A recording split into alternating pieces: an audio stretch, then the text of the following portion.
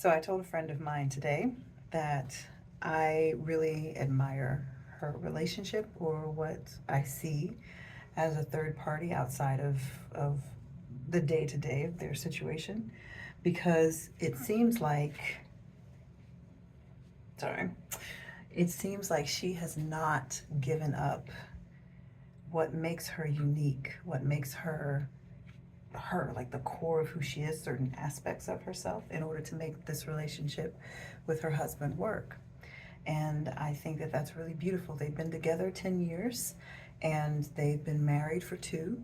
And we are here in Honolulu celebrating their 10-year anniversary of being together, and celebrating their wedding with them. And I feel incredibly lucky that I got invited to attend and to celebrate with them, because most of the people, it's the groom's family, it's my friend's family, and friends they've known for years. And then I kind of feel like we, like, Michelle and I met during COVID, um, through work, and just became really fast friends. And I just feel really lucky. But I told her this today while we were riding in the car on the way to volunteer at the food bank.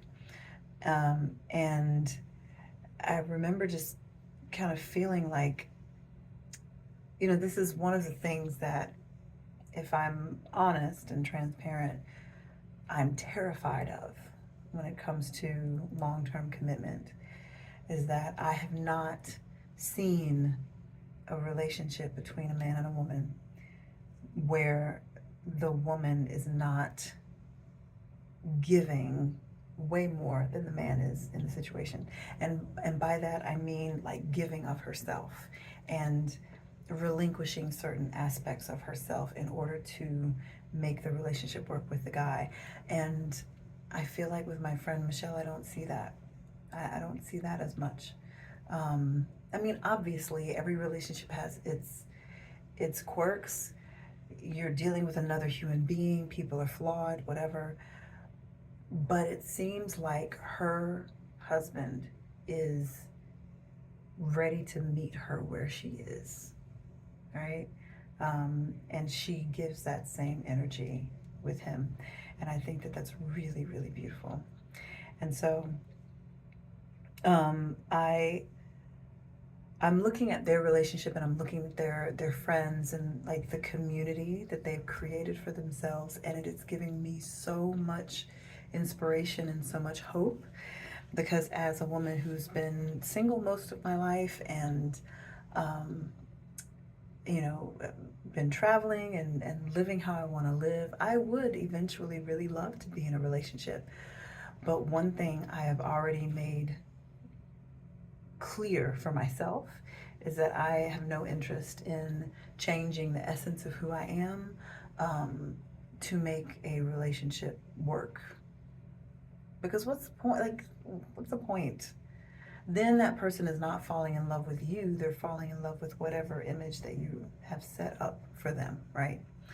Um, so, yeah, that's something that I've been thinking about this evening, like watching their friends come and speak during the dinner was really beautiful. There were moments where I cried, and I'm not really, weddings are nice, celebrating love is nice, but I'm not a crier when it comes to these things. But today, and I think, again, it speaks to the quality of the relationship that I have with Michelle, the quality of her connection with her husband, and the friendships that they've cultivated, because everyone I've met has been really sweet.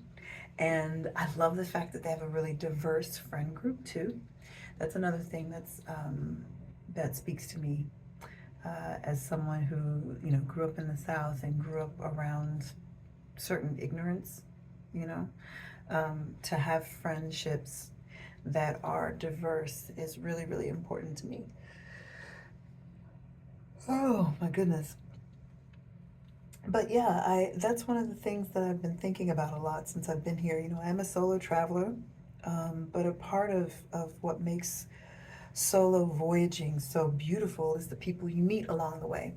And I came here to Hawaii by myself, and I was one of maybe two or three out of 15 people, 16 people, um, that was single. And everybody else came with a partner or with family, right? Like everybody else is partnered except for me and maybe one or two other people. And that's it's interesting, like the shift or like, hmm, I think this was the first trip I've been on where I've looked around and been like, wow, it'd be really nice if I had someone, if I, you know, had a partner to share this with. But then I come back to my hotel room. I come back to my hotel room and it's clean and everything that is mine is where I left it, and I can find all of my stuff because I don't have somebody else that I have to like, and I can sleep in as long as I want. And yeah, it's, I think about those things. I think about the comfort that I have right now in this space that is mine. And I'm like, yeah, no, this was, coming here by myself was the right thing to do. Yeah, yeah. But yeah, I am, my heart is full. It was a beautiful day.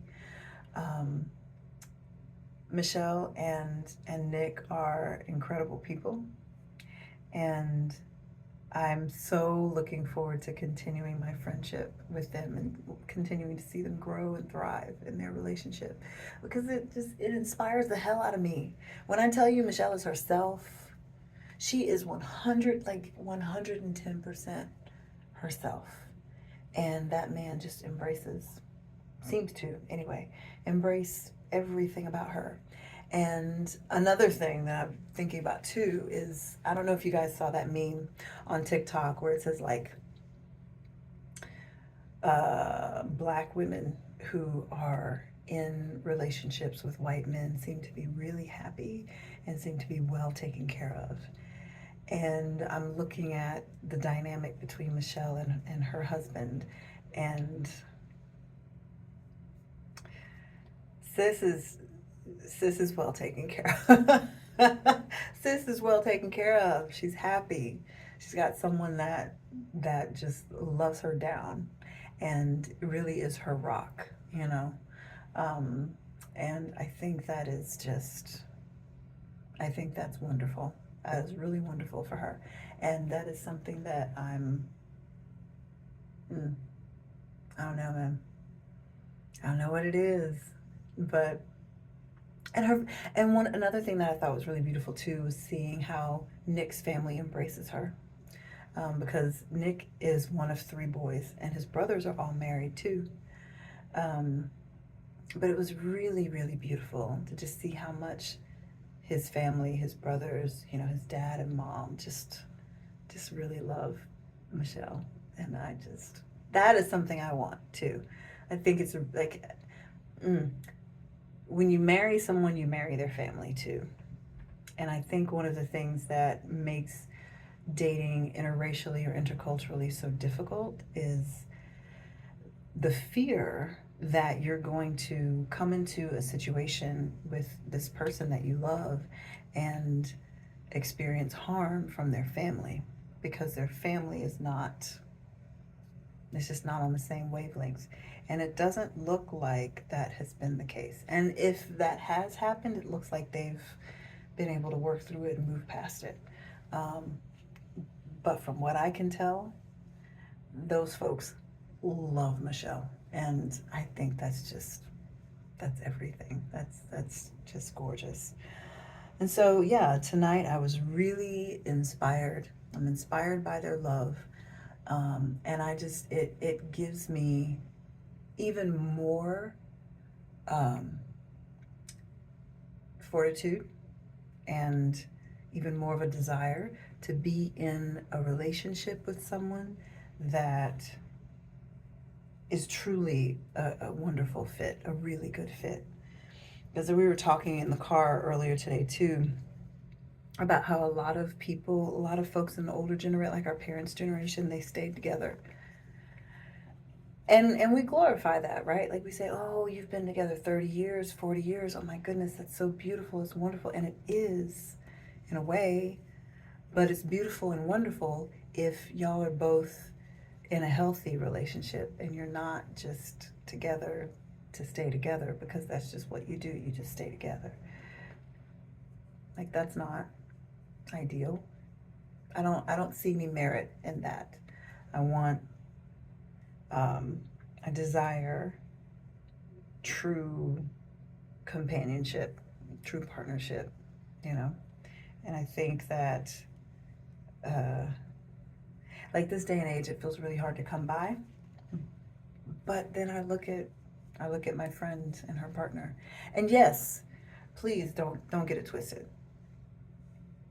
It takes a lot of luck, a lot of timing, because even if you sit here and do all this work on yourself to, like, you know, deal with your childhood traumas and deal with this and deal with that, so that you feel like you're a quote unquote good candidate for a relationship. The fact is, some of the worst people I know are in long-term partnerships. A lot of people are not working on themselves. So I say that because I feel like the dating mm, advice in the world right now is so focused on you becoming the type of person you want to be with.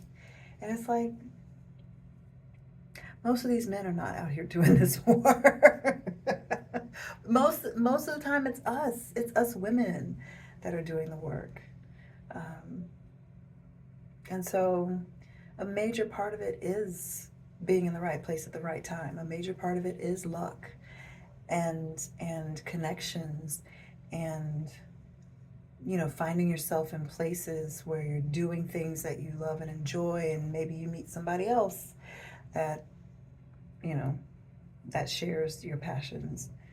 um, but another thing that Michelle said today during our conversation was that by the third date, she had decided she was done. She didn't want to play games.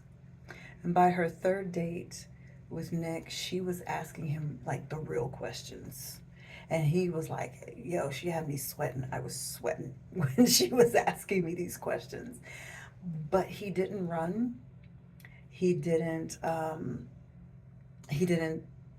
like challenge her and say, wow, this is a lot. We just met, none of that. He answered her. He met her in the moment. And I think that's a huge part of um, the success of their relationship, is that they are able to meet each other in really difficult, well, not difficult moments, but like real moments. He's not running away and she's not running away. And it takes work. It takes time. She said he also was willing to go to therapy, because she had told him, she's like, nah, you need to, if we're going to do this, you need to be in therapy. And he did.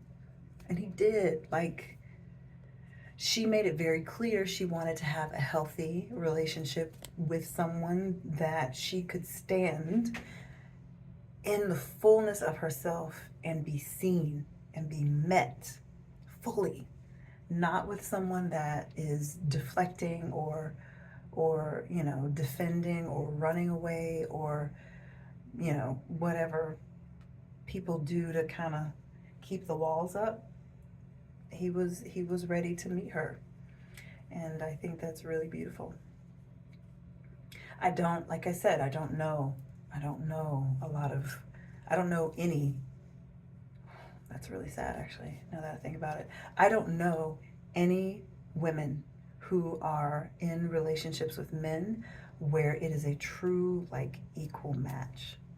That woman is gorgeous and fabulous and ambitious and smart and like driven, and the guy she's with is just the guy she's with. Um, and I've seen that in my parents' relationship. I've seen that in coworkers and friends, and I can't, I cannot bring myself to reduce myself in order to be, just to say that I got somebody.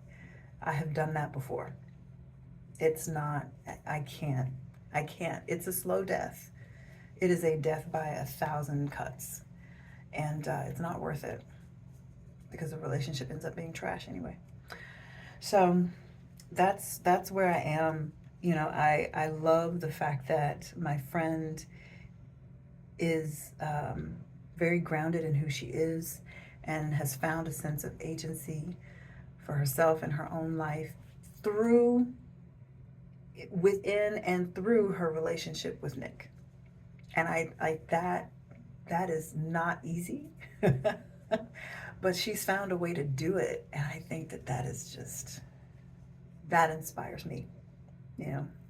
So if you don't know me, my name is Siobhan. I'm a 40-something Black American woman who trolls these internet streets talking about my own journey in like finding agency in my life and a sense of autonomy in my life, and encouraging other women to do the same through solo travel, through moving abroad, through self-inquiry, through love and relationships and community, and all of the different ways that we make ourselves step by step, day by day.